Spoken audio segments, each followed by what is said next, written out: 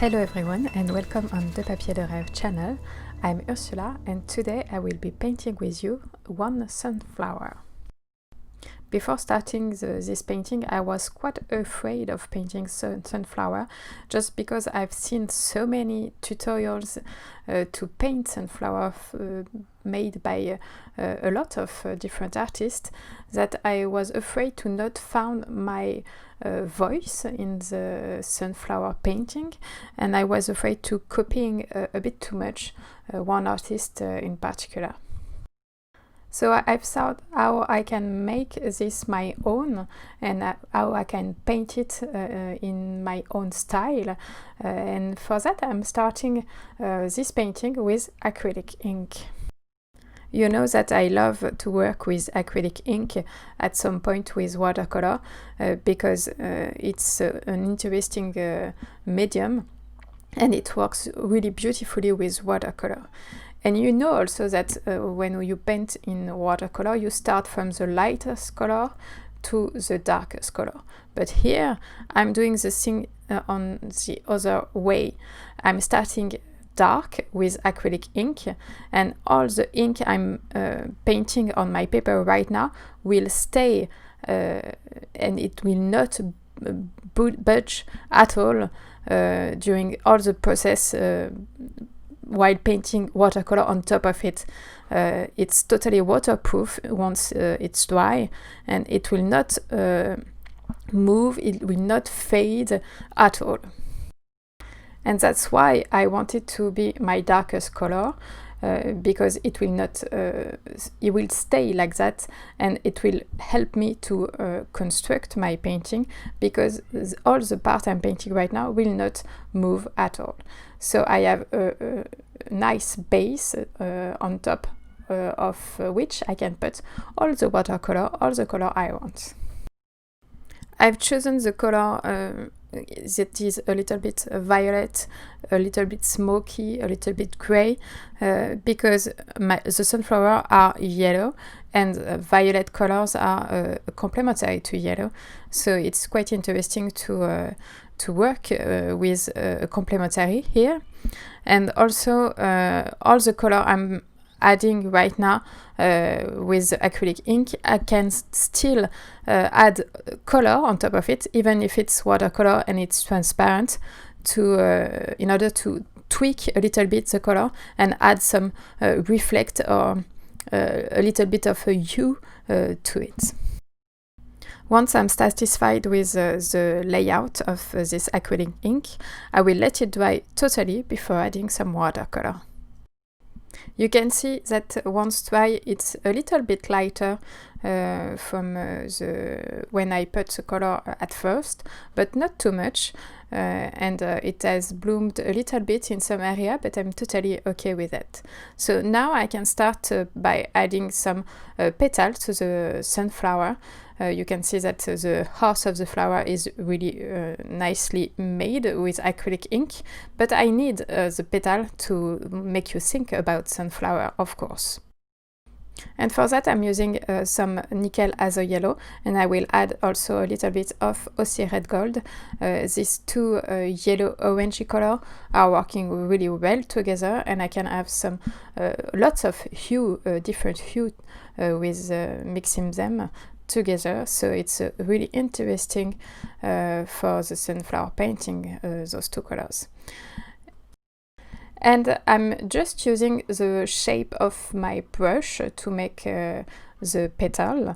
I start by almost no pressure at all on my brush in order to have a fine tip at the top of the petal, and then I can apply a bit more of pressure, and I make the body of the petal, and then even less pressure to make the fine tips that attach to the heart of the colors. And I can change a little bit the shape from one another so that they are all a little bit different, and I can do that by changing the pressure while I'm painting the petals. And you can see when I add some Aussie red gold to the heart of the flower, everything comes more vibrant. It's a little bit more warm, and I like the contrast of some pale yellow from the petal and some darker orange at the center. I think it helps to build the volume of the flowers. Each time I tried to paint a sunflower, I was quite I didn't know exactly what I wanted for the background, and I was a bit lost on that matter. So for today's background, I choose to make everything really soft and blurry, so that you cannot see a shape of leaves or a shape of a stem at all. I just want everything to be blurry, so that the flower will pop a little bit more, because the flower is my point of interest here and not the background at all. And for the green color, I'm using the perfect mix. I'm using in all my watercolor right now: Indian Swan Blue, Amazonian Genuine, Nickel Azure Yellow, and a tiny little bit of Rose Madder Lake in order to tone the green a little bit down. And now it's time to let this layer dry, and I will talk you through the supplies. For the brushes, I'm using an Escoda Ùltimo number 18 and an Escoda Ùltimo number 8 rigger. For the colors, I'm using Indian Blue, Amazonian Genuine, Nickel Azure Yellow, Aussie Red Gold, Rose Madder Lake, and the acrylic ink is from Liquitex in the color Muted Grey. And my paper for today is from Arches in hot pressed.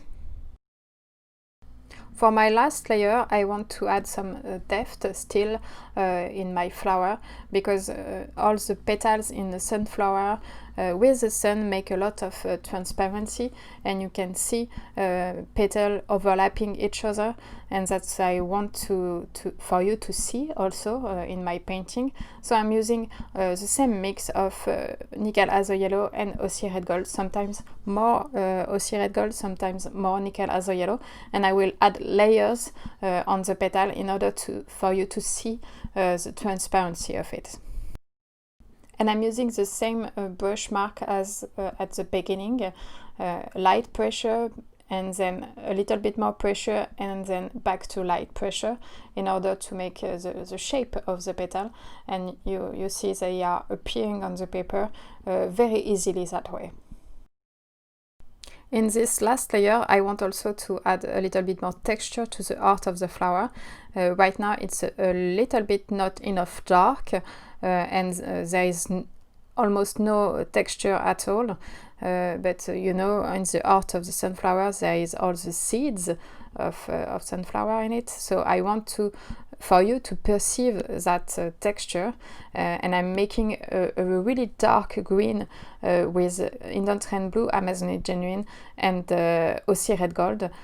Those three colors are making a really beautiful dark green when you add them in a really dense way. So it's a perfect tone for me for the heart of my sunflower. And I'm using just the tip of my big brush to make the tiny little details in the heart of the sunflower. And even though I didn't want to put too much details in the background, I just feel that there is a need here to have darker color in order to make the sunflower pop a little bit more. So I'm adding another layer with darker green there, but I'm not trying to detail anything. I just want to be a little bit darker. I was afraid to start this painting, but right now I'm really happy how it turned out. I think it's really representative of my style. It's really me and my feelings in this painting, so I'm really happy with it. And this video is now ending. Thanks for watching, and I hope you like it. Please check the blog post for more information about this painting and tell me what to think in the comments. See you soon.